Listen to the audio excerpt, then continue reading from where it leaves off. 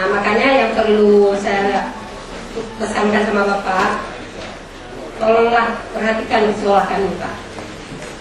Nah, itu saja Pak yang dapat saya sampaikan.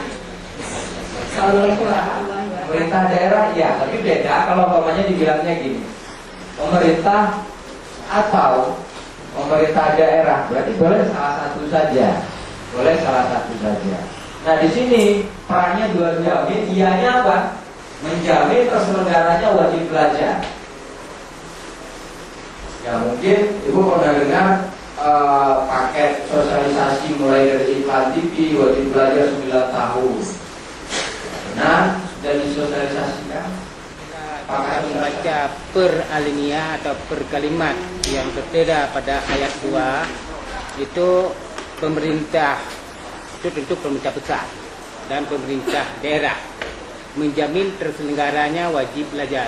Terselenggara itu kalau kita umpamakan, kalau dikatakan bangsa Indonesia itu tidak hanya makan, tidak lapar, tetapi tidak memenuhi gizi, cuma sekedar tidak. Bapak kasih tanda kutip Pak, terselenggara maksud Bapak apa Pak? Supaya kita semua paham gitu. Ya, terselenggara hanya sekedar anak datang ke sekolah, ya, tetapi tidak tercapai target apa yang diinginkan oleh tujuan pendidikan itu sendiri. Mengapa?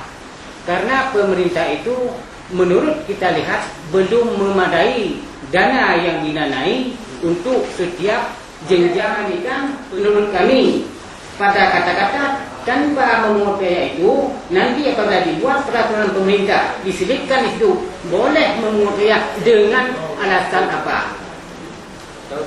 Terima kasih Bapak. Demikian menurut kami. Semuanya dikaji menurut standar.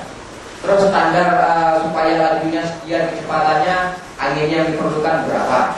Kan kira-kira begitu. Kalau pendidikan, standar sarana dan prasarana, standar pengelolaan, standar pembiayaan, yang terakhir standar penilaian pendidikan. Jadi semuanya 8 Pak.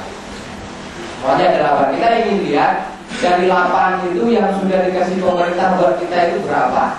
Itu kan yang ingin kita suara. Kalau pemerintah mengadakan standar ini